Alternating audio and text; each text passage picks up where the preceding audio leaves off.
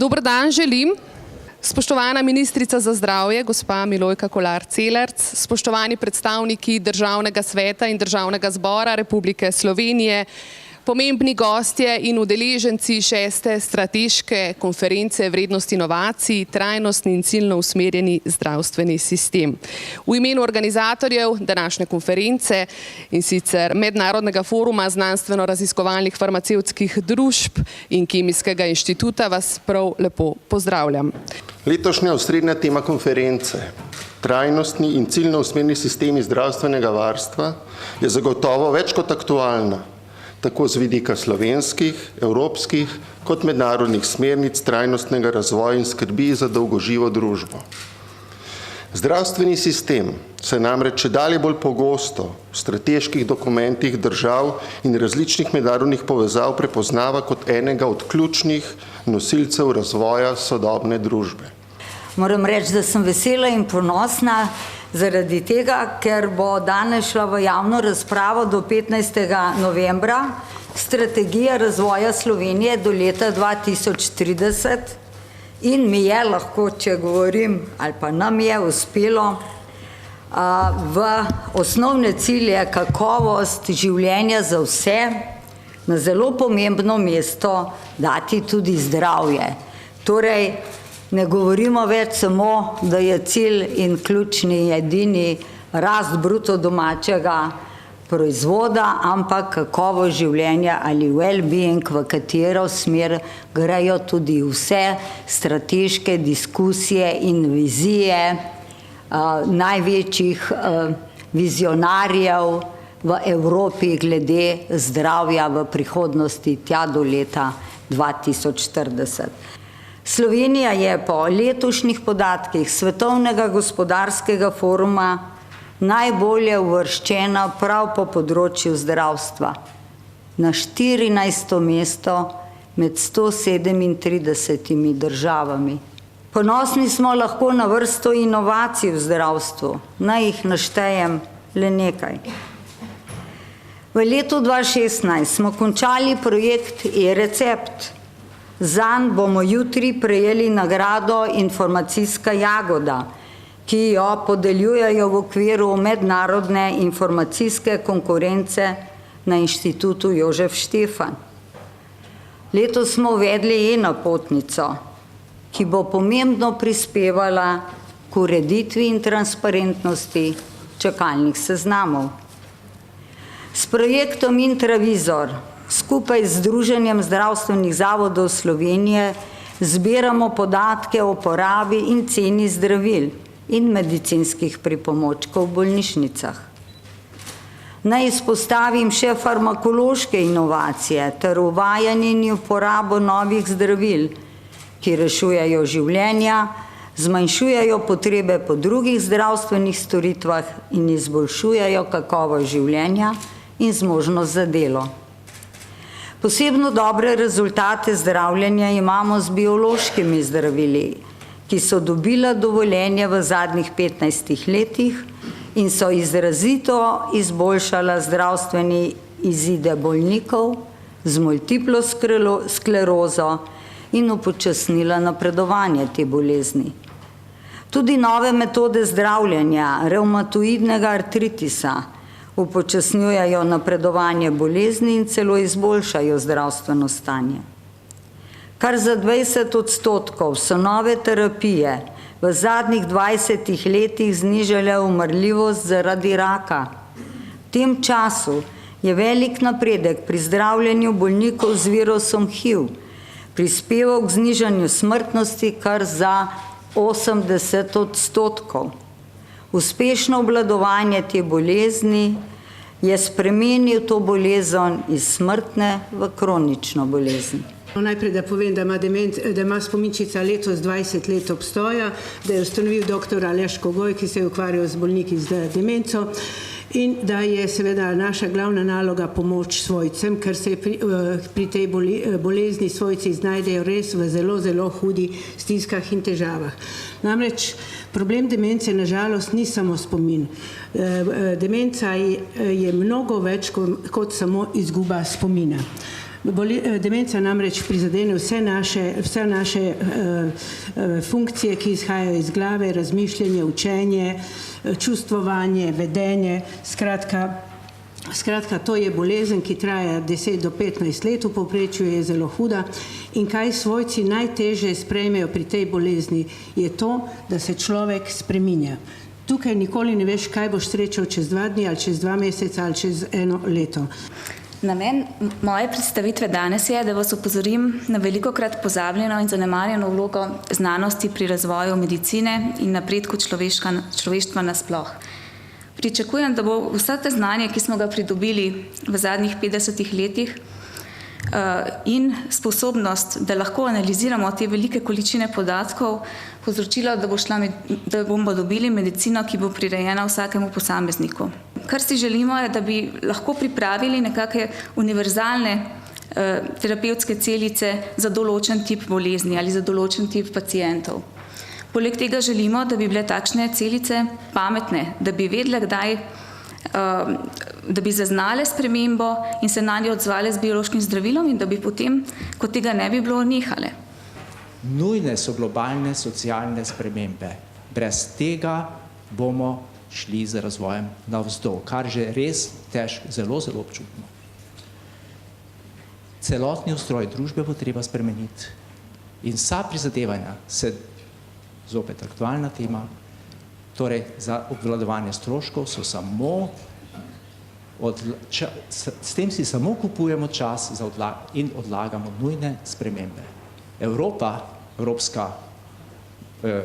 Evropska unija bi morala postati nosilka teh sprememb, ampak žal se ukvarja z zelo banalnimi stvarmi, namesto s temi, da bi dejansko lahko Evropa zopet postala, kot je bila že stoletja. V Evropi so se rojevale stoletja nove ideje. Cel svet je gledal na Evropo in še vedno nas gledajo.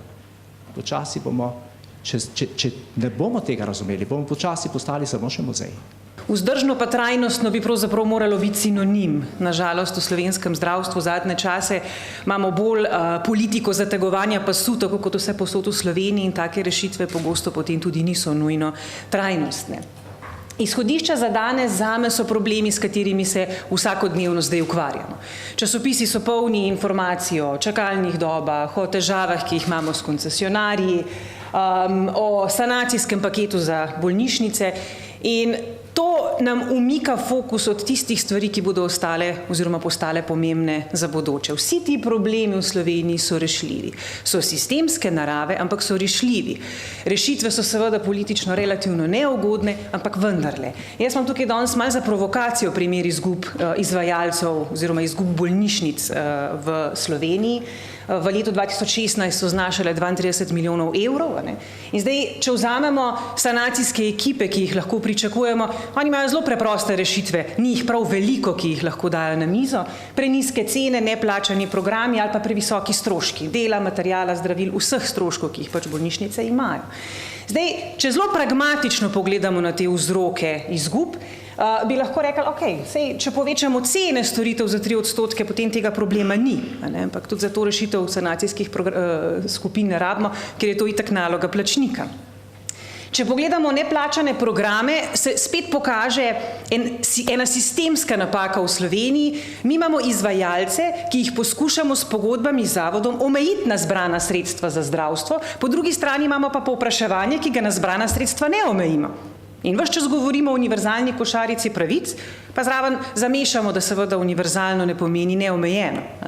Jaz ne pravim, da seveda so prihranki možni. Tisto, kar pravim, v nasprotju z nekim vtisom, ki se ustvarja v javnosti, ti prihranki niso takšnega reda velikosti, da lahko odpravljajo neke ključne velike izgube, ki so se nabrale v slovenskem zdravstvu. Zlasti, če vzamete podatek, da je stopnja odpisanosti opreme čez 80%, da 2006 je bila izguba 32 milijonov, imamo pa akumulirane izgube za nazaj, ki so preko 150 milijonov. In da ne vem, recimo že od leta 2013 jaz v bistvu ne vem več, koliko damo denarja za investicije v slovenskem zdravstvu, ker tega podatka več javno ne objavljamo. 3D printanje organov, delov telesa ni več stvar, ki je svetlobna leta oddaljena od danes. In vsi ti izzivi bodo terjali spremembe, družbene spremembe, ne vem, drugačno politiko, družinsko, spremembo v pokojninski blagajni oziroma zahteva to tudi pokojninsko reformo. Ena pomembna družbena sprememba je tudi ta, da bomo morali prenesti odgovornost od abstraktne države k posameznikom. Ti izzivi bodo zahtevali načrtno spodbujanje inovativnosti, tako radikalnih kot takih bolj inkrementalnih inovacij. Mi rabimo disperzijo teh inovacij. Hemofilija nekoč in danes, nekoč vse do 60 let prejšnjega stoletja se je uvrščala med bolezni na področju pediatrične hematologije, ker so le redki bolniki dočakali dobo odraslosti. Ob rojstvu leta 1947 so namenili 15 let pričakovanega življenja po statistiki, vendar sem ob starosti 2 let imel možgansko krvavitev in so starši ugotovili, da me še niso slikali. Takoj, ko se je izboljšalo, so me peljali v Tivoliju in posneli tale posnetek. Danes pa sem star 70 let in 2 dni, torej sem za 55 let presegal odmerjeno življenjsko dobo in sem hvaležen za dobro sodelovanje hemofilikov z zdravniki in z zavarovalnico in z državo v celoti. Tudi pri pregledu košarice pravic smo se spraševali ali pa predlagali, ali pa skušali predlagati neke spremembe, ampak se mi zdi, da mogoče je to tudi malo generacijska sprememba. Se mi zdi, da je to tisto področje, pri katerem bomo veliko morali še na osebni odgovornosti narediti, ne jemati vsega, da nam pripada, brez da karkoli za to dajemo ali pa financiramo ali pa sami naredimo. Marsikatera stvar se da narediti tudi brez denarja. Podatki kažejo, da pravzaprav trenutne težave, ki jo ima zdravstvo, še ne vplivajo na kakovost zdravstvenih storitev, pa tudi še ne na obseg. Moram reči, da smo letos namenili za dodatne programe na področji, kjer so izpostavljene čakalne vrste, 4-krat več sredstev, kot smo jih v letu poprej. 4-krat več sredstev in je bilo narejenih tudi nekaj več kot 3200 dodatnih posegov, operacij, hrbtenici, kolen in tako naprej.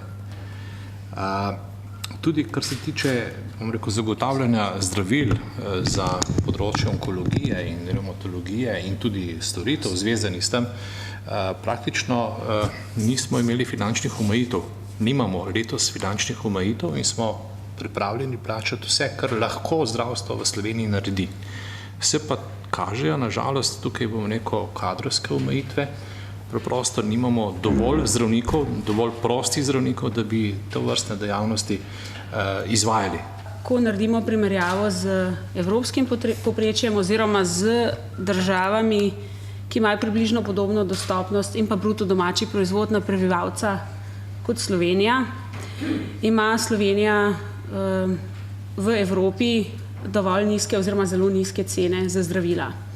Za nabor približno istih zdravil in indikacij kot recimo en Belgijec plača Slovenec iz javne blagajne 200 evrov, v Belgiji pa 450 evrov.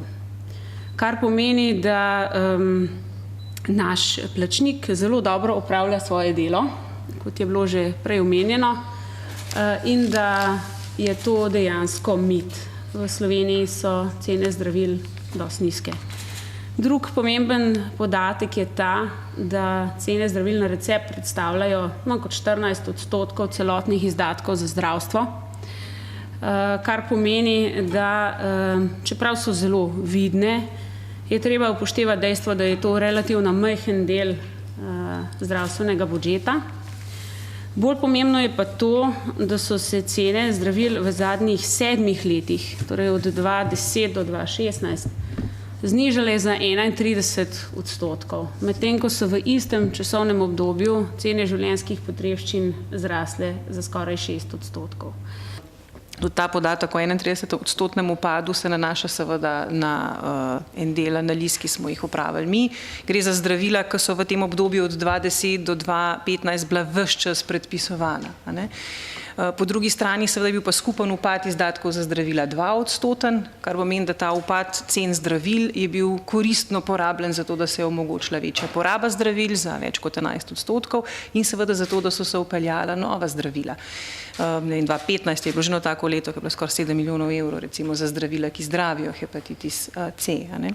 Tudi ti podatki, recimo, če jih mogoče teh 280 evrov dobrih v Sloveniji zdravil na osebo, to so zdravila na recept plus zdravila, ki jih dobimo brez recepta, to je statistika mednarodna, 281 evrov v letu 2015, se opravičujem.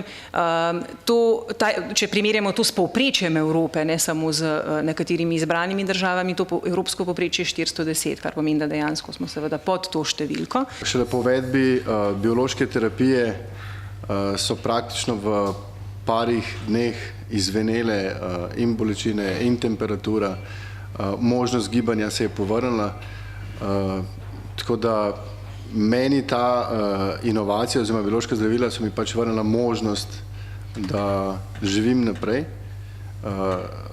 da v tem času, ta čas izkoristim za to, da sem koristen družbi, koristen družini, da krepim telo, ker izkušnje minule kažejo, da bo bolezen najbrž ponovno vzplamtela, ne vem kdaj, ampak najbrž bo in takrat hočem biti pač pripravljen, kolikor se bo le dal, fizično in psihično. Tako da inovativna zdravila meni pomenijo življenje. Mi ne moramo zdaj čakati na te korenite družbene spremembe. Tako se pa že tudi pojavljajo iniciative, kjer grejo skupaj, se pravi, čisto javni sektor, raziskovalci iz javnega sektorja oziroma neprofitnih del, potem filantropične organizacije in tudi več firm. Javno-zasebno partnerstvo, nekaj takega. Nekako, ja, k skupnemu dobremu. Brez sodelovanja med javnim in privatnim znanjem in denarjem, takih inovacij, kot jih danes imamo, ne bi imeli. Inovacije v zdravstvu so v prvi vrsti pomembne, ker spremenijo obravnavo bolezni, rešujejo in podaljšujejo življenje bolnikov in seveda tudi izboljšujejo kakovost njihovega življenja, kot je pomembno naprimer predvsem tudi pri bolnikih, naprimer z revmatoidnimi boleznimi in tudi ostalimi. Bolezen nikoli ne počiva, temveč se širi, spreminja ter prinaša bolečino in trpljenje. Bolezen nikoli ne počiva, zato se ne smemo niti za trenutek ustaviti, saj si ljudje, ki se borijo z boleznijo, zaslužijo najboljše možnosti za življenje. Bolezen nikoli ne počiva, zato moramo odmisliti vsa nezadovoljstva in razočaranja in dneve, ko so vsa naša prizadevanja zaman. Bolezen nikoli ne počiva, vendar se zavedamo, da z vztrajnostjo dosegamo nove mejnike. Mejnike, zaradi katerih 2/3 ljudi z rakom živita več let, ne samo mesecev. Mejnike, zaradi katerih virus HIV ni več smrtna obsodba, ampak obvladljiva okužba. In bodoče inovacije, ki bi lahko zaustavile razvoj Alzheimerjeve bolezni že v začetni fazi. Čeprav morda ne bomo nikoli prestopili ciljne črte, se nanjo moramo osredotočati. In ne bomo odnehali, dokler ne bo z našo pomočjo svet postal bolj zdrav za vse.